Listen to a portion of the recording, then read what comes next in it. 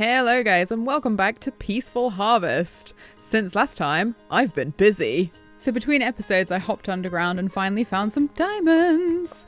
I continued strip mining until I found a rather nice geode and then a rather nice cave with some more diamonds. The weird little things you can hear screaming and disappearing are stonelings, and you can actually attract them by holding a diamond in your hand. And then if you kill them, you get whatever they're holding, which is interesting. There were these really cool stone tortoises everywhere, and I know they have oars on them, but I'm not entirely sure how you get it off their backs, and I didn't really want to try and end up being killed by them, so I just kind of left them to do their thing. I honestly can't explain why I thought this jump was a good idea. Yeah. I then had to do the run of shame back into the mines to get my stuff. So yep, that is why I have the head of shame in my inventory. I also have a few other things. I've managed to capture a few animals. Getting these cows was a pain in the bum. I have already slaughtered a couple of them and got really lucky, actually. Ignore the pig head for the moment. I actually managed to get a cow spawn egg, which is about a 20% chance, which means if we find a spawner, we can actually convert it into a cow spawner. And I got myself a little bit of tallow as well, which is what you get if you, and actually I think, yes, you can use it to make candles, which we may need because I still don't have a bed. So I'm actually going to start off today by making us a tree farm because I'm going to need a lot of resources to get this place started, and I definitely need to build some kind of house for all my main things as an entryway into this place.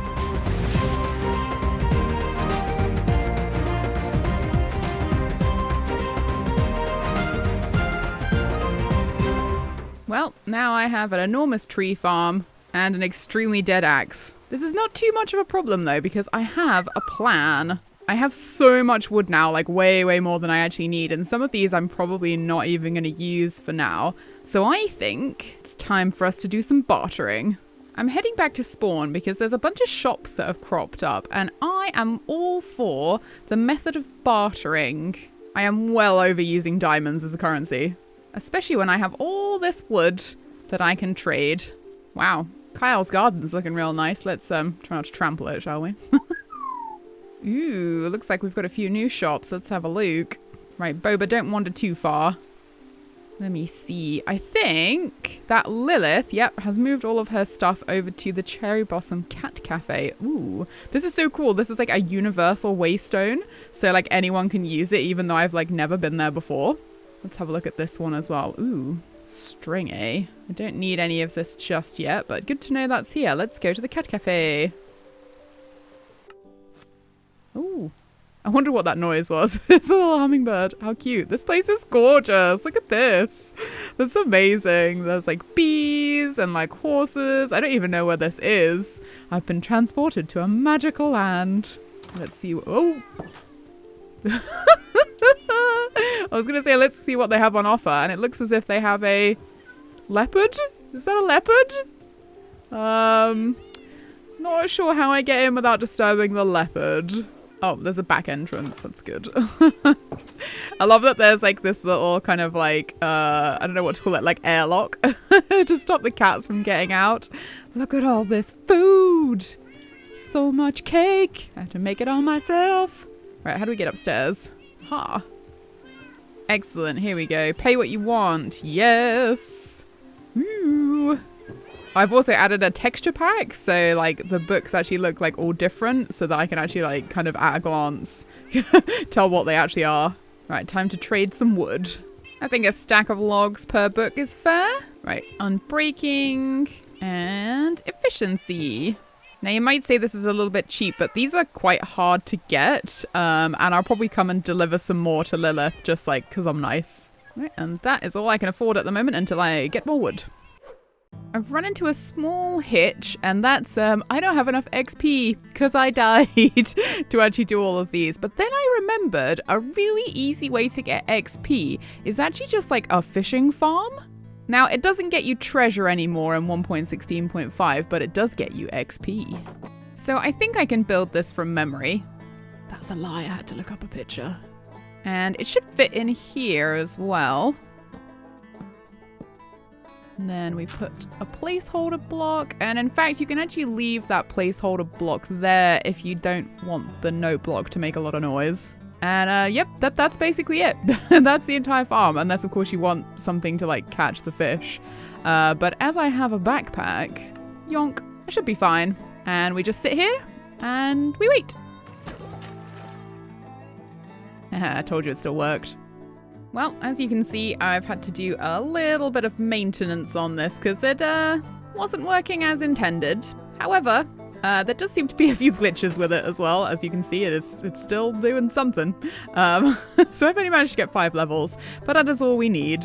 And there we go. I always name my stuff after songs, so if you guys have any ideas for stuff that I can name my tools, do let me know. Right, now I think I need a slightly faster way to repair this, so I might go mining again. Alright, one mining trip later and I am now in possession of much coal and a more decent axe. However, the pickaxe has suffered a little bit. I've also come out rather a long way to find this dark oak forest. As you can see, it's not too far away from the cottage. It's just like through spawn and this way. This is this is where I died earlier. And I realized also that we can actually see where Lilith's place is. It's up here. It just like appeared on the map because we went whoop over there. Right, I'm going to get myself some dark oak and also that rather intriguing mushroom block over there. All right, now we have some dark oak in the tree farm and these really cool mushroom blocks. Unfortunately, the shift thing doesn't work on them. You just have to like cut them down manually, but they make really cool blocks. You can even strip them as well. Look at that. Look at that. Oh, it's so nice. Although I'm not actually going to use them today. What I do need is more of the willow trees from down here. And then I'm going to start planning out my house. But first, I have one very important thing to do. We maketh the wool. We maketh the bedroll. Goodbye, night.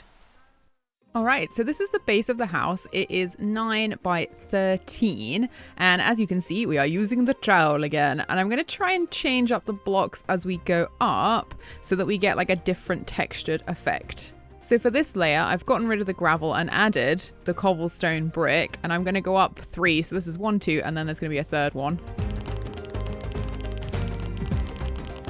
So this is actually going to be the basement of the house. And what we're going to do next is we're going to start building up the walls using these willow logs. But we're going to strip them like so. Now, I'm actually going to get rid of these ones and replace them with spruce like this, facing outwards. There we go, because we don't want like too much green. I just want it to be kind of like the one color that kind of stands out a bit. Eventually, I want to actually put grass in these bits here, but I don't have silk touch, so we're just going to put dirt there for now. I actually realized I could really do with a sawmill, so I don't waste loads of wood. There we go, a sawmill. Right, so what we're going to do is put some stairs underneath there, and then add a trapdoor in the middle to give it a nice curved effect. Et voila. Now, the second level's easy because I'm just going to go up another 3.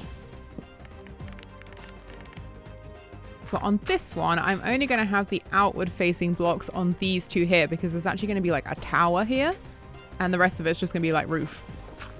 Now, I'm going to give the inside of this like even more of a dramatic curve by actually adding trapdoors to the side here as well. See how like it looks more curved? It looks even better when there's like, you know, a wall behind it.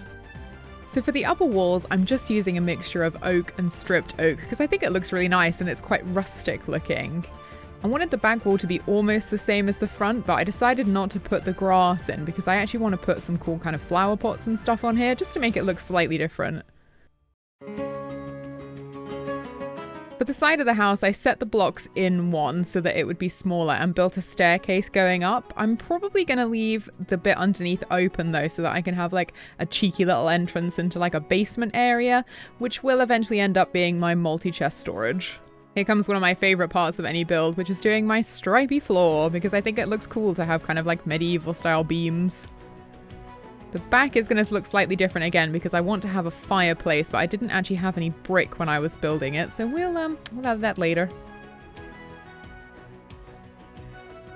My personal favorite moment where I got completely confused about what I was doing and had to like look at it again and was just like, I don't know what's going on. And there we have it. That is obviously not finished, but unfortunately, I've actually run out of time for today because I'm going away for a few days and I'm still been feeling a little bit peaky, so I haven't been able to do some recording. I'm also like a little bit suspicious, right? I've just been like having a conversation with Wintertooth, okay? And he was like, you need to stay close to your base. And I was like, oh, I just need to like record my outro and go. So I don't know what he's been up to, but I guess we'll find out in the next episode. I just literally pressed stop on my recording and saw you flying and I was like, press record, press record, press record. What is it? Winter! Winter! Why is he doing this? Oh, good lord. Good lord.